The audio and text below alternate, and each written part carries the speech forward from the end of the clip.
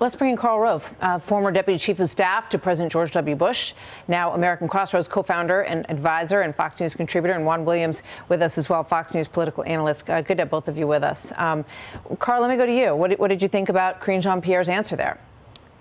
Baloney.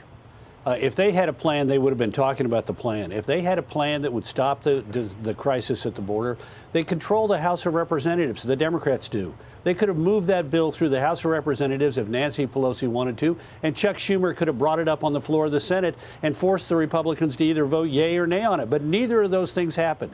The administration has sat by idly as this crisis has grown along the border, and now with 2 days left before the deadline that they could easily have gone back to court and said we need an extension on. Now what is the White House doing? It is blaming Republicans who are in the minority in the House of Representatives today and will be in the minority in the Senate after January 3rd. It blames them. This is pathetic. A lack of leadership by the president and a humanitarian crisis that is strictly on his watch. So Jackie brought up, Juan, the conditions in El Paso. We have a video from Representative Gonzalez from over the weekend of people living in just deplorable conditions. He said that there were close to 1,000 people, I believe, in this facility. It's supposed to house about half of that. There's one bathroom for these individuals. What is going on here, Juan? It's a tragedy, a human tragedy, and you can see it.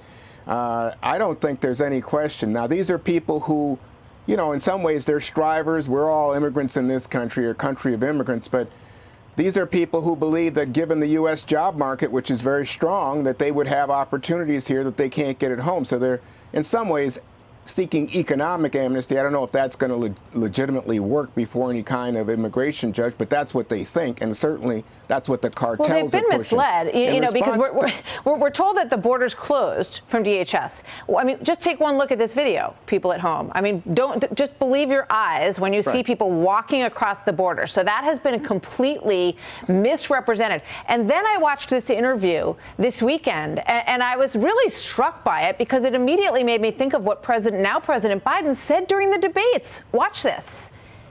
I don't think I've ever heard President Biden say, we have an open border, come on over. But people I have heard say it are you, are former President Trump, or Ron DeSantis. I would, in fact, make sure that we immediately surge to the border. All those people are seeking asylum. They deserve to be heard. That's who we are. We're a nation that says if you want to flee and you're fleeing oppression, you should come. You should come. That's been the message all along, Juan. And, you know, yeah, but that's, I don't know. Martha, I don't know how that's you get the message. Yeah.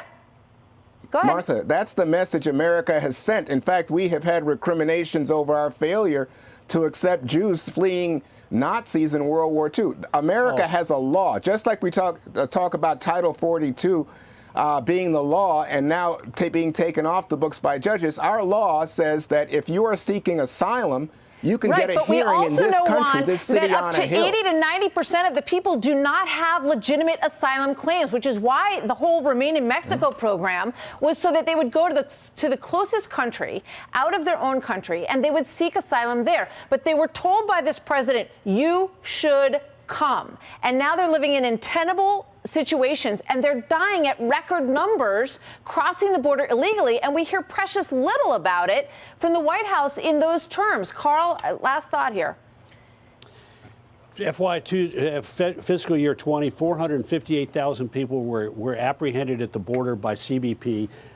FY21, 1.7 million, FY22, 2.4. In October of this month, actually, this fiscal year, 230,000. They heard the message, come and we will let you in. That's the Biden administration's message. They brought this crisis on the country, and those poor people who are being brought to America and put in these conditions, it's extraordinary that they are acting this way. Yeah, and they're sleeping in the streets, and they're trying to warm their hands next to fires. Yes, everybody is descendants of immigrants in this country, but this is not a compassionate process that we're carrying out as a nation right now, which I think is very clear.